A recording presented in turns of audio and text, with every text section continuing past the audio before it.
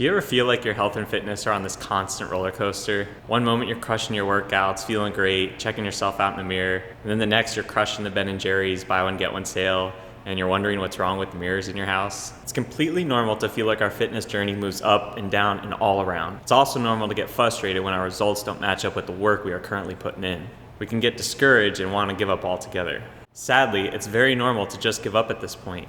Like any roller coaster, you throw your hands up in the air and ride the descent. Months, years, or even decades later, you're wondering, how the heck did I get here? This is the person who I love to see come into FitTown. Not because they have a long way to go, because I know that they want and need a handle on their health once and for all. They want a relationship with their health that is consistent, sustainable, and enjoyable for life. We run nutrition challenges at our gym a few times each year. We highlight the incredible transformations and reward those accomplishments with prizes. But for a lot of our challengers, there is only a slight improvement, if any. I know from my own experience, it's not easy mentally to put in more work only to receive what I believe to be inadequate results. And that brings me to my first tip to getting off the health roller coaster, and that is to give yourself grace. You have to give yourself grace when it comes to your unpredictable progress. It's really only a roller coaster because you perceive it to be. There are some of you saying, "No, Coach Tony, you should see my scale. My weight has a range of 20 pounds over the last few years. It's definitely a roller coaster." And to that person, I'd say, yes, maybe it is a roller coaster, and we'll get to in a second. But for most, we put too much weight into the things like our weight. We watch our weight fluctuate, and we let it dictate our mood and dictate the actions that follow. Instead of being proactive with our health, we're switching to being reactive and succumbing to the will of the moment. If we find ourselves caught up in the emotions of our ever-changing bodies, we must take a breath and zoom out from the situation. All we should really be concerned with is the general positive direction of our health and fitness over time. Giving too much attention to small, immediate, and insignificant changes is only going to make those swings more dramatic over the long term. And this is step 2 in getting off the health roller coaster. After we give ourselves grace, we give ourselves space. We zoom out and look at the whole. So now back to the people watching this who really feel like they have those wild weight fluctuations they can't get under control. I think there's this belief or personality trait that makes this roller coaster even wilder. And I believe that's kind of this all or nothing attitude. What I've learned from over the past 10 years or so is that the all or nothing attitude will typically leave you with nothing. More often than not, the people with the all or nothing attitude are succumbing to the what the hell effect and just throwing their hands up on the coaster and riding it down. Which brings me to a book I read recently called The Willpower Instinct. It talks about the what the hell effect and how it's actually a real thing coined by researchers. In this book, the author, Kelly McGonigal, says, "Welcome to one of the biggest threats to willpower worldwide, the what the hell effect. First coined by dieting researchers Janet Polivy and C. Peter Herman. The what the hell effect describes a cycle of indulgence, regret, and then greater indulgence.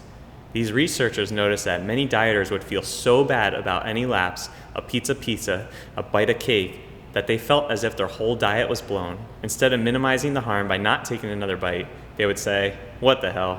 I already blew my diet. I might as well eat the whole thing.'" It was further interesting to learn there was a study that Polivy and Herman conducted where they rigged a scale to make dieters think that they actually gained 5 pounds. Would this encourage the dieters to work harder, or would this cause them to digress? They found that the dieters felt depressed, guilty, and disappointed with themselves. Instead of resolving to lose the extra weight the scale revealed, they promptly turned back to the food to try and fix those feelings.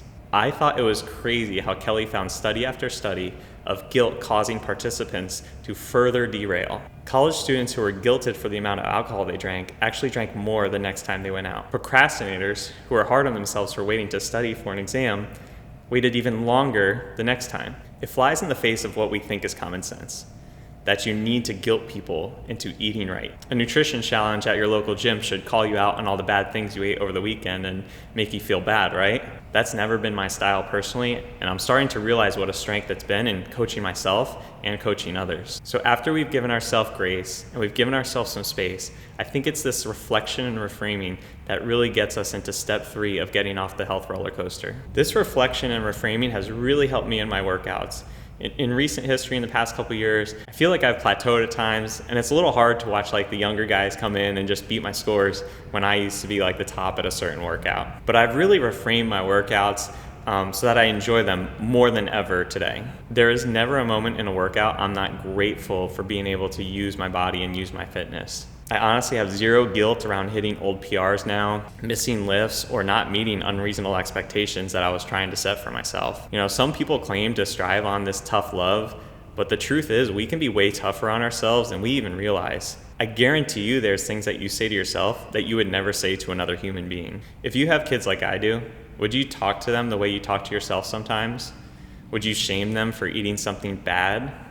Would you make them feel guilty for missing a workout? Would you tell them that they look fat? Would you tell them that they're weak? If you wouldn't talk to your kids like that, don't talk to yourself like that. If anyone deserves the best version of you, it's you. So I think my fourth and final step to getting off the health roller coaster is the most important one: routines and actions. I believe we need to focus our energy on action and off of emotion. We need to focus our attention on the process and off of the results. In James Clear's book, Atomic Habits, an easy and proven way to build good habits and break bad ones, he gives a lot of great tangible tips to help you focus on action. One of my favorite tips of his is never mess up twice in a row. James says, "The first mistake is never the one that ruins you. It is the spiral of repeated mistakes that follow. Missing once is an accident. Missing twice is the start of a new habit." He goes on to say, "This is a distinguishing feature between winners and losers. Anyone can have a bad performance, a bad workout, or a bad day at work. But when successful people fail, they rebound quickly. The breaking of a habit doesn't matter if the reclaiming of it is fast." If you feel like you're at the depths of your roller coaster, you gotta get back to focusing on action, focusing back on your routine and the things that made you strong in the first place. Maybe that's meal prepping for the week. Maybe that's making sure you get in 3 workouts this week. When you reflect on the past, what are the positive things you can pull out of there and make sure you do going forward? My wish for you guys, the ultimate goal, is to have a habit and routine of health and fitness that becomes a part of us and doesn't sway based on the results we get. I will leave you with one last quote from Stoic philosophy. I believe if anything in your life feels like a roller coaster, your health, your love life, your finances, whatever it is, a little Stoic philosophy can go a long way. The Greek Stoic philosopher Epictetus says, "When someone is properly grounded in life, they shouldn't have to look outside themselves for approval." The same goes for our health. When someone is grounded in positive health and fitness, they shouldn't have to look outside themselves for approval. They don't need a scale or society to validate what they're doing. They don't get caught up in comparisons with others. So remember what we've talked about today: grace, space, reflection and reframing, and routines and actions. Give yourself grace, allow yourself space, reflect on the things that bring you to your best, reframe with a positive lens if need be, and make those things a part of your routines. Focus on these things and get off the health roller coaster once and for all. Thanks for watching. You guys can always email me at tony@fittown.com with any questions or success stories that you may have. Keep living life to the fittest, and God bless.